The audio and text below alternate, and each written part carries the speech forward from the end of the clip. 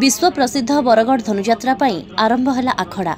Bargarh ADM Mahendra Mahapatra नड़िया बाड़े धनुयात्रा महोत्सव आखड़ार शुभारंभ कले। धनुयात्रा महोत्सव समितिर संपादक सुरेश्वर शतपथी, कंस कलाकार भुवनेश्वर प्रधान अन्यान्य कलाकार और धनुयात्रा महोत्सव समितिर निर्देशक तथा कमिटी सदस्यों द्वारा पूजार्चना कराई एहार शुभारंभ कराଯାଇଛି। आसंता जनवरी 3 रु 13 तारिख पर्यंत चलिब विश्व प्रसिद्ध बरगढ़ धनुयात्रा। तेबे धनुयात्रा आरंभ हेबा दिन पर्यंत एही आखड़ा जारी रहिबो। स्क्रिप्टलेस यात्रा होइथिबा बेले कलाकार मध्य समन्वय रक्षा तथा चमत्कार अभिनय प्रदर्शन पाई आखड़ा आयोजन करा जाउथबा धनुयात्रा महोत्सव समिति संपादक सुरेश्वर शतपथी कहिसंती। आमर प्रतिवर्ष आखड़ा कार्यक्रम प्राय 15-20 दिन आगु आरंभ होसी। से अनुक्रम रे आमर परंपरा अनुसार आज धनु संक्रांति एवं यह अवसर रे आमर आखड़ा कार्यक्रम आरंभ करिछन। एवं जेहेतु बरगढ़ धनुयात्रा बिना स्क्रिप्ट रे यात्रा जेन चली समग्र पश्चिम ओडिशा रे, झारखंड रे, छत्तीसगढ़ रे तार होचे जनक बरगढ़ धनुयात्रा। तेणु बिना स्क्रिप्ट रे कलाकार माने आसन जेन 11 दिन व्यापी मंच रे तांकर जेन कला नैपुण्यता प्रदर्शन करबे सेतिर लगी से कलाकार मानकर भितर जेन कथोपकथन से माने तांकर अभ्यास करसन एवं से अभ्यास के आम आखड़ार रूप देसुँ। कारण जेहेतु स्क्रिप्ट नहीं था इठाने आमर पारंपरिक भाव में जमती अन्य जगार रिहर्सल हुए विभिन्न नाटक ड्रामा रे इठारे से प्रकार रिहर्सल ही न था। किंतु तांकर बिना स्क्रिप्ट से माने किपरि कथोपकथन करेंगे एथर कौन तांकर गत वर्ष जेन एपिसोड गुड़ाक करते ताके केंदे आ उच्चकोटी से माने प्रदर्शित करें मंच रे से दिगरे से प्रयास करसन। एवं से परिप्रेक्षी रे 77तम धनुयात्रार आखड़ा कार्यक्रम आज शुभारंभ होइछे एवं एटा क्रमागत भाव में धनुयात्रा शेष होबार पर्यंत चलबा नहीं। आमर मुख्य कलाकार जोटा कंस महाराज ताकर परिवर्तन होइछन, कृष्ण बलराम राधा परिवर्तन होइछन।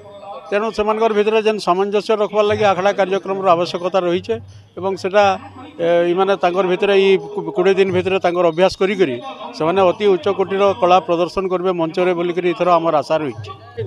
आपण माने जानि रखिबा कथा जे बरगढ़ विश्व प्रसिद्ध धनुयात्रा कौन लिखित पांडुलिपि नहीं, जेहेतु पांडुलिपि नहीं लिखित पांडुलिपि तेणु आम यही बरगढ़ विश्व प्रसिद्ध धनुयात्रा को कही चतुर्थ वेद सॉरी क्षमा करें पंचम वेद। आम प्रतिवर्ष किसी नुआ संलाप ऐड करें किसी पुराणा संलाप काटी था एथि सहित अस्त्रशालना एवं विभिन्न अंगभंगी आम परिवर्तन कर कलाकार मानकर प्रथम दिन आखड़ारू आपण माने देखी जानी पारुथिबे जे समस्त कलाकार मानकर जोश बहुत उच्च रे रही अछि एवं जेभली भाव में संलाप डायलॉग कहते जेभली भाव में कलाकारिता प्रदर्शन करुचंती निश्चित भाव में विगत वर्ष मानक परी ए वर्ष मध्य बरगढ़ विश्व प्रसिद्ध धनुयात्रा तार विश्व प्रसिद्धि बजाय रखिब आपण मानकर मनोरंजन करिब आपण मानकर निश्चित भाव में श्रद्धाभाजन हम।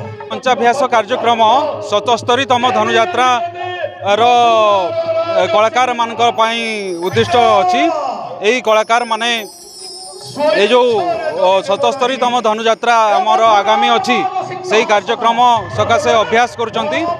निहाती भाव में आम आशा करूँ एमान द्वारा ये कलाकार मान द्वारा उत्कृष्ट प्रदर्शन ही विश्व प्रसिद्ध धनुयात्रा को आहरी उच्च को नहीं पारे। 77तम विश्व प्रसिद्ध बरगढ़ धनुयात्रार आखड़ा पूजा होइछि। सर्वप्रथम माँ सरस्वती को पूजार्चना करी गुरु मानक निर्देशना रे आज आरंभ होइछि आखड़ा। आज आखड़ा शाल प्रकंपित हो जाउछि गुरु मानक निर्देशना रे एवं मु आज देखिली मु जानी पारिली मो जो सहकलाकार माने अछंती से माने मध्य बहुत चेष्टा करुछंती 77तम विश्व प्रसिद्ध बरगढ़ धनुयात्रा को सरस सुंदर करिवे एवं दर्शक देवता माननकु समस्त मिलीमिशी खुशी करि पारिबु बोली आमर आशा तथा विश्वास। राजा राजा मुहि आज मथुरा राज्य रे आज तुम इंगिते चलिबो ए राज्य सुर नर यज्ञ रक्ष गंधर्व किन्नर आज थारु समस्त मोरी करायत्तरे।